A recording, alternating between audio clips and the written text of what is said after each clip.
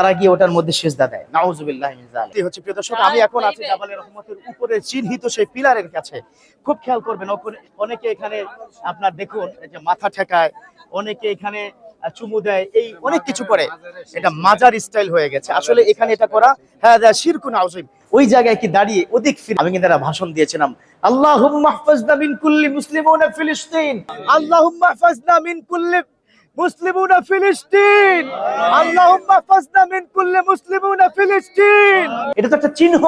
এখানে পাওয়ার মতো কিছু নাই, তবে আছে দোয়া। এখানে আপনি দোয়া করতে পারেন, কারণ নবীজি এখানে দোয়া করেছেন, দোয়া পড়েছেন। আরাফার ময়দানে জাবালে রহমত নামে একটি জাবাল আছে, যেই জাবালে রহমতে দীর্ঘ ৩৬০ বছর পরে সাইয়েদনা আদম আলাইহিস সালাম এবং আম্মাজান হাওয়া আলাইহিস সালামের সাক্ষাৎ হয়েছিল। জাহান্নাম থেকে নিক্ষিপ্ত হওয়ার পরে প্রথম পৃথিবীতে সাক্ষাৎ, ওটাকে বলে জাবালে রহমত।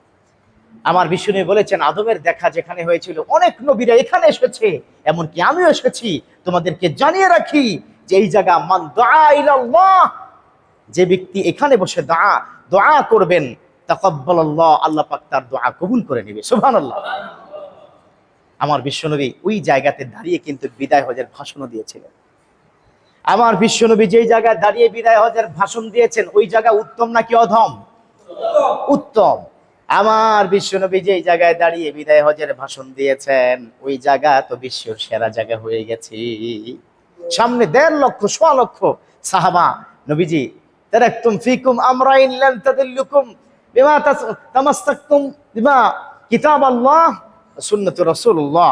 এই যে একটা তিনি যে জনগণের সামনে, বিশেষ করে সাহাবাদের সামনে যে ঘোষণা দিয়েছেন, তোমাদের জন্য দুটো জিনিস রেখে গেলাম, কিতাব আল্লাহ, সুন্নত রাসূল। যে কিতাব আল্লাহর কিতাব এবং আমার সুন্নত রেখে গেলাম। ওই জায়গাটার মধ্যে গিয়ে দেখবেন একটা স্তম্ভ আছে। প্রশ্নটা এটাই ছিল, এই স্তম্ভের সামনে দাঁড়িয়ে অনেকে কি করে? অনেকে নামাজ পড়ে।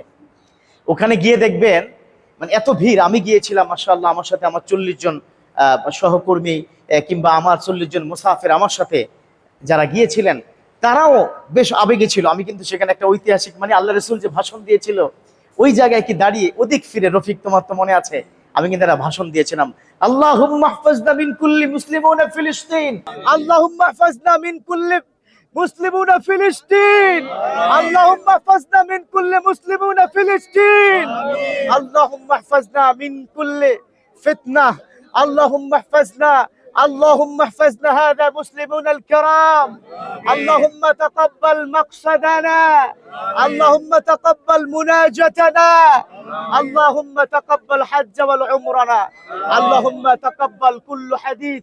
এটা বলার সাথে সাথে হাজার হাজার বিশ্বের ভিন্ন ভিন্ন ভাষার মানুষজন সেখানে ছিল, সবাই বলেছে আমিন। সবার চোখের পানি একাকার। আমি আরবিতে একটা ছোট্ট খুতবা দিয়েছিলাম, সেখানে ১-১.৫ মিনিটের, সেটা ভিডিও আছে ইনশাআল্লাহ তাআলা, পরবর্তীতে আপনাদেরকে আমি দেখাবো। ওই জায়গাতে দাঁড়িয়ে আপনি দোয়া করতে পারেন, দোয়া কবুল হওয়ার জায়গা, দোয়া কবুল হওয়ার জায়গা। বিশ্বনবী কি বলেছেন?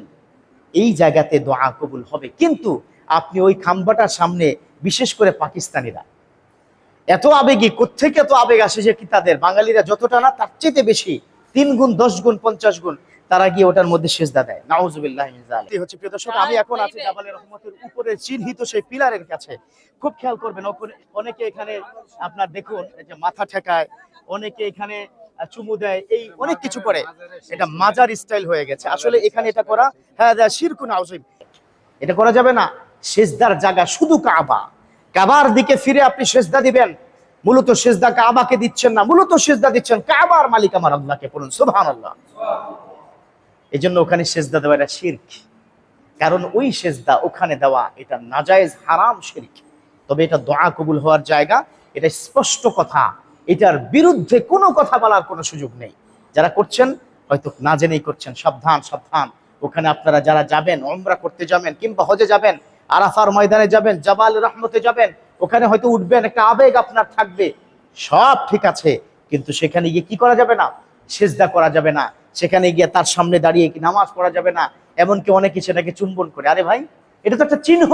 এখানে পাওয়ার মতো কিছু নাই, তবে আছে দোয়া। এখানে আপনি দোয়া করতে পারেন, কারণ নবীজি এখানে দোয়া করেছেন, দোয়া পড়েছেন। এখানে আদম আলাইহিস সালাম, হাওয়া আলাইহিস সালামের সাথে সাক্ষাৎ হয়েছে। অনেক ঐতিহ্যবাহী ঐতিহাসিক জায়গা। আপনি এটার উসিলা দিয়ে দোয়া করতে পারেন। এর মানে আপনি পিলার ধরবেন, চুমু খাবেন, পিলারে কিচ্ছু নাই ভাই। এগুলো করবেন না। ভবিষ্যতে যারা আসবেন তারা এই পিলারে অন্তত ওইভাবে চুমু খাওয়া ধরা এই কাজগুলো করবেন না। হ্যাঁ, দা আলামা, আর কিছু না, নাথিং এলস। এটা একটা চিহ্ন। আল্লাহ পাক আমাদের বুঝার তৌফিক দান করুন, আমিন।